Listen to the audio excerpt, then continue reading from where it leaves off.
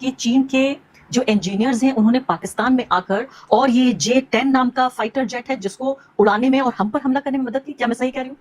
देखिए, ऐसा हुआ था जब ऑपरेशन सिंदूर हुआ, और आप जानती हैं, दर्शक जानते हैं कि ये 6 और 7 मई को सुबह ये जंग शुरू हुई थी और एयर वॉर हुई थी।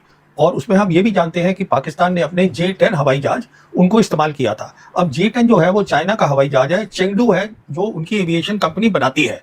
अब ये खबर आई है कि चेंगडू के जो इंजीनियर्स थे, जो रिसर्च करते थे इसके ऊपर J-10 पे, कहने का मतलब है जिनको हर चीज ये प्रवीण साने वो वाहिद बंदा है जिसकी भारत के बारे में ऑपरेशन सिंदूर के बाद एक एक पेशन गोई दुरुस्त साबित हुई। इसने ही बताया था कि पाकिस्तान का ग्राफ देखना कितना ऊपर जाएगा क्योंकि उसने जहाज़ गिरा दिए हैं और दुनिया किस तरह पजीराई करेगी पाकिस्तान की। ये प्रवीण साने ने कहा था कि आप सुनेंगे तो आपको मज़ीद क्लैरिटी हो जाएगी। और ये जो साउथ चाइना न्यूज़ का एक आर्टिकल पब्लिश हुआ उसके बारे में बात कर रहा है जिसमें उसने दावा किया है कि पाकिस्तान के अंदर उस वक्त चाइनीज़ इंजीनियर भी मौजूद थे चेंगडू कंपनी के, जो कि J-10C के जितने भी ऑपरेटिंग सिस्टम थे उनके बारे में पाकिस्तान को बर वक्त इत्तलात देते नजर आए। यानी कोई भी अगर इशू होता है तो उसे ठीक करने के लिए चाइना के इंजीनियर्स पाकिस्तान में मौजूद थे। J-10 के बारे में पता है, वो लोग फिजिकली वहां पर मौजूद थे 6 और 7 की रात को जब ये जंग हो रही थी, तो वो वहां क्या कर रहे थे। ये एक बहुत बड़ी बात है। बहुत बड़ी बात इसलिए है कि अभी तक हम ये समझ रहे थे कि जो चाइनीज है वो हथियार दे रहे हैं, J-10 दे दिया, PL-15 मिसाइल दे दी और उन्होंने ट्रेनिंग एक साथ कर ली, वो सब हम बात समझ रहे थे। और अब ये खबर आ गई है कि वो वहां पे मौजूद थे। तो उसमें 2 बातें हैं, बहुत खास हैं। पहली बात ये है कि जो फाइटर होता है, जो उनके जो एयरफोर्स के, पाकिस्तान एयरफोर्स के जो पायलट्स हैं, वो बहुत उनमें तजुर्बा है, ट्रेनिंग करी है, अच्छे हैं। तो वो जो थे अपने J-10 को उड़ाने में फोकस कर रहे थे।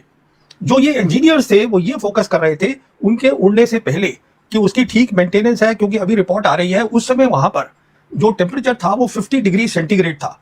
जब इतना ज्यादा टेम्परेचर होता है तो जो रडार होता है J-10 का, उसमें खराबी हो सकती है। उसका जो इलेक्ट्रॉनिक वॉरफेयर सिस्टम होता है जिससे जैमिंग करी जाती है, उसमें खराबी हो सकती है। तो वो सब इंजीनियर पहले वहां चेक कर रहे थे।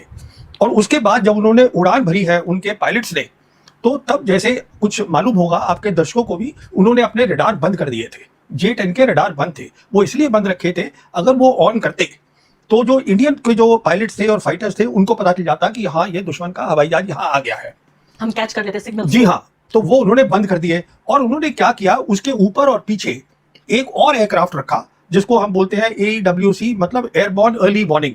उसका सिर्फ काम होता है कि आप रेंज से, लंबी रेंज से आप टारगेट्स को ले लीजिएगा। तो उन्होंने टारगेट लिए, वो पीछे थे, और वो टारगेट डेटा जो था वो भेजा इस जहाज को, J-10 जिसने की मिसाइल छोड़नी थी, जहां पायलट बैठा था, जिसने अपना रडार बंद कर रखा है, उसको डेटा भेजा।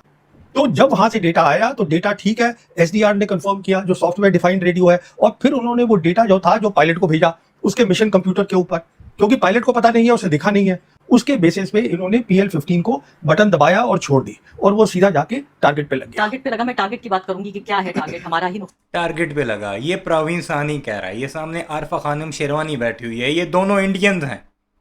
प्रवीण सानी तो तुम्हारी फौज का कर्नल रिटायर्ड है, भारत का सबसे बड़ा डिफेंस एनालिस्ट इसे कहा जाता है। दुनिया इससे सुनती है। कभी आपने किसी दुनिया के चैनल पर GD बख्शी या गोरावारिया को देखा? कभी नहीं देखा होगा, ये जाता है।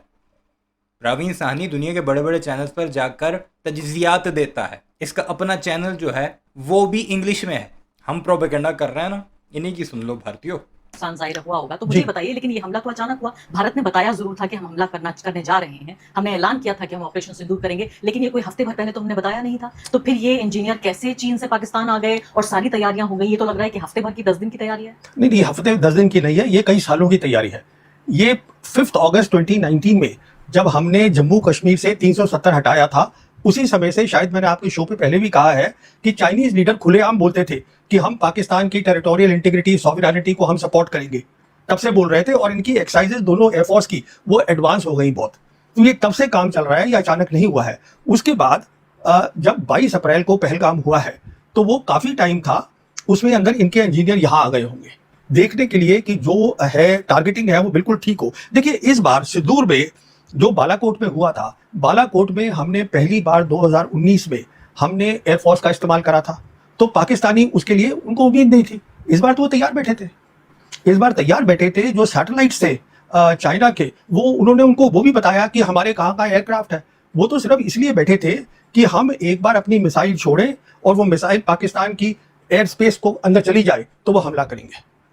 और उस हमले में कहने का मतलब ये है, अगली बार जब ये जंग होगी, जब दिक्कत होगी, तो हमें ये मान के चलना है कि ये पाकिस्तानी पायलट अकेले नहीं है, उनके साथ चाइना के इंजीनियर्स। एग्जैक्टली मैं इसी बात पे आने जा रही थी कि अब तक जिस बात को राज की तरह रखा जा रहा था कि भाई प्रवीण साहनी ये कह रहे हैं कि चीन पाकिस्तान के साथ है और इसलिए ऐसा हो गया, फला जो सिक्योरिटी एक्सपर्ट है वो कह रहे हैं, मैंने कभी आधिकारिक स्तर पर इस बात को नहीं सुना। यहाँ तक कि जो हमारा क्लाइंट मीडिया है, जो दरबारी मीडिया है, उसने कभी ये नहीं कहा कि पाकिस्तान को भारत ने, हमेशा ये कहते रहे कि पाकिस्तान को भारत ने हराया है, कभी भी चीन का जिक्र इसमें नहीं हुआ। अब ये पहली बात तो मुझे इसकी पॉलिटिक्स समझाइए कि अगर चीन इसको कन्फेस कर रहा है कि हाँ हमने अपने इंजीनियर भेजे, इसके मायने क्या है? क्या वो भारत को और उसके जख्मों को रगड़ रहा है? क्या भारत को वो चुनौती दे रहा है कि देखिए मैं इस बात को कन्फेस करता हूं कि आपके सिंदूर ऑपरेशन में जो आपने हमला किया था पाकिस्तान के ऊपर, मैंने पाकिस्तान का साथ दिया। देखिए, चीन ऐसा कुछ नहीं कर रहा है। चीन तो ये सोचता भी नहीं है कि मिलिट्री टर्म्स में इंडिया उसके बराबर का है। चीन जो है अपनी बराबरी मिलिट्री में सिर्फ अमेरिका के साथ करता है। चीन सिर्फ ये संदेशा दे रहा है कि आप ये समझिएगा, जब भी कोई चाइना से ऑफिशियल चैनल से खबर आती है, इसका मतलब ये है कि वो पूरी सरकार की परमिशन से आई है। तो ये जो उन्होंने इंजीनियर का नाम भी दिया है, किसने बयान दिया है, वो सब है उनकी न्यूज़पेपर है, एक आता है साउथ चाइना मॉर्निंग पोस्ट, उसमें ये पूरी स्टोरी है। तो मेन स्ट्रीम बिल्कुल हाँ, ये भी नहीं है कि कोई, तो और ये देखिए, कोई अमेरिका भी नहीं है कि खबर लीक होके आ गई, चीन मतलब लीक भी नहीं हो सकता है। चीन बेसिकली हमें ये बताने की कोशिश कर रहा है कि लड़ाई जो है नहीं करो पाकिस्तान के साथ, लड़ाई की साउथ एशिया में जरूरत नहीं है, मैं पाकिस्तान के साथ खड़ा हूं, ये हमें कह रहा है। कोई हमें चुनौती नहीं दे रहा है। लेकिन हमने तो ये कह दिया कि अगर एक, और दूसरी तरफ पाकिस्तान के कुछ चमचे तजिए निगार हैं जो मुल्क से बाहर बैठकर ये कह रहे हैं कि चीन पाकिस्तान के अगेंस्ट हो चुका है, चीन इंडिया के साथ हो चुका है। ये तक बातें मैंने सुनी है खुद इंटरव्यूज़ में। अब मैं उस बंदे का नाम नहीं लेता, आपने देखा ही होगा, इंग्लैंड में बैठकर बाकायदा वो वीलॉग्स वगैरह करता है, पाकिस्तान में प्रोग्राम्स भी करता रहा है। भारत का तजिए निगार क्या कुछ कह रहा है और हमारे अपने क्या कुछ कह रहे हैं पाकिस्तान के बारे में, आप अंदाज़ा लगाइए कितनी मुनाफिकत भरी हुई है। एक बार और कोई टेरर एक्ट हुआ so it will be an act of war, यानी कि अगर पाकिस्तान की तरफ से कोई और आतंकवादी गतिविधि होती है तो हमें युद्ध करना होगा। तो हमें इसलिए अब सोचना है, हमने जो कह दिया है, जो प्रधानमंत्री ने खुद कहा कि एक न्यू नॉर्मल बन गया है, जिसमें कि act of terror will be act of war, और हम डिस्टिंक्शन नहीं करेंगे, हम फर्क नहीं करेंगे टेररिस्ट के अंदर और स्पॉन्सर्स के अंदर।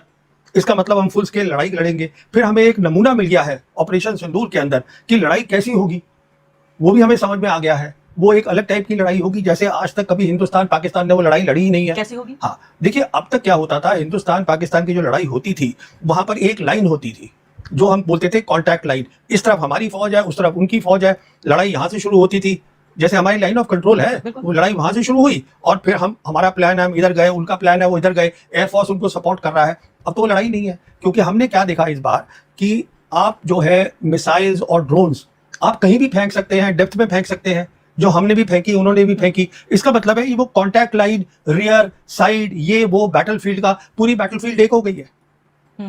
ये तो पूरी बात बदल गई ना। अब इसका मतलब ये है कि अब जो लड़ाई है जो है वो एक बहुत खतरनाक लड़ाई होगी। उसका कन्वेंशन जिसे हम कहते हैं थ्रेशोल्ड, वो बहुत कम हो गया है।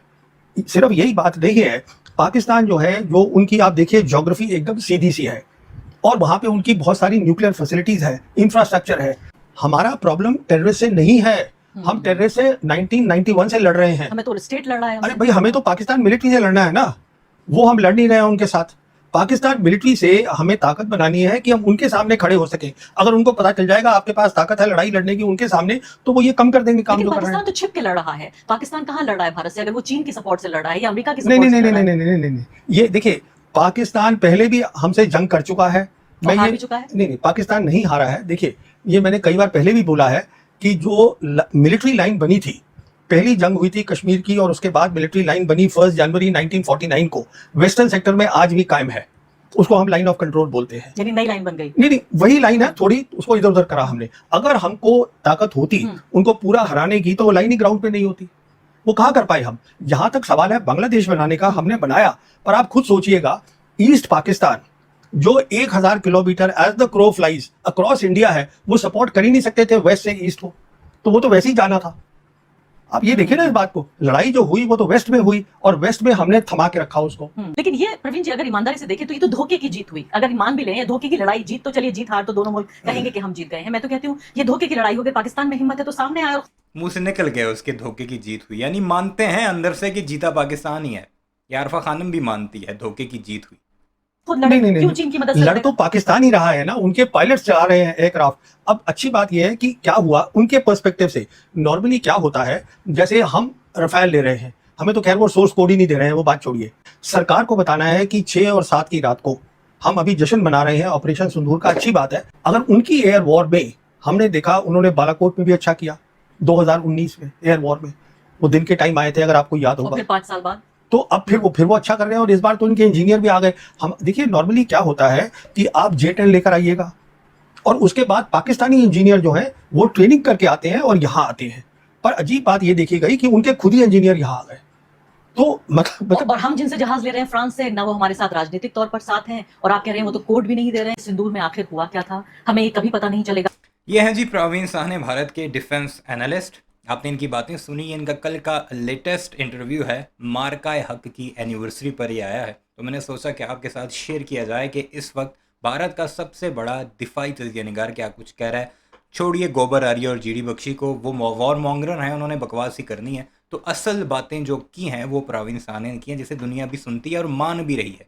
और इनकी एक एक पेशन गोई जो उन्होंने की थी कि पाकिस्तान का आप मुकाम 1 साल में देखिएगा तो आप देख लीजिए। बेशक पाकिस्तान के अंदर इकोनॉमिक क्राइसिस बहुत ज़्यादा है, पेट्रोल महंगा है, सब कुछ है, लेकिन ग्लोबल पर्सपेक्टिव में पाकिस्तान पहले से बहुत कदावर हो चुका है। अपनी राय का इज़हार ज़रूर कीजिएगा। चैनल को सब्सक्राइब नहीं किया तो ऐसी वीडियोज़ के लिए उसे भी ज़रूर सब्सक्राइब कीजिएगा।